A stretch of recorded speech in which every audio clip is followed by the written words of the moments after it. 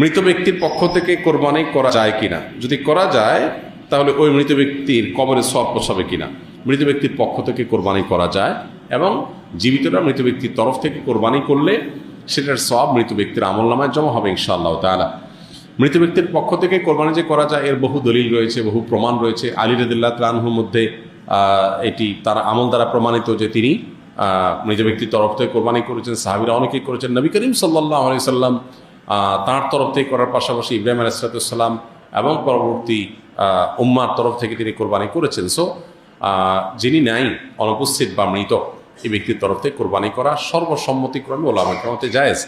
তবে হাম্বলী মাযহাব ওলামা কেরামের অনেকের মত হলো জীবিতদের সাথে যুক্ত করে মৃতদেরটা করা জায়েজ, যেটা রাসূল আকরাম সাল্লাল্লাহু আলাইহি ওয়াসাল্লাম করেছেন। আর অন্যান্য ওলামা একরাম, হানাফি মাযহাব ওলামা একরাম সহ অন্যদের মত হলো যে এরকম কোনো শর্ত নেই, বরং আপনি জীবিত ব্যক্তির তরফ থেকে একটা নাম, একটা তরফ থেকে একটা শরীক, আবার মৃত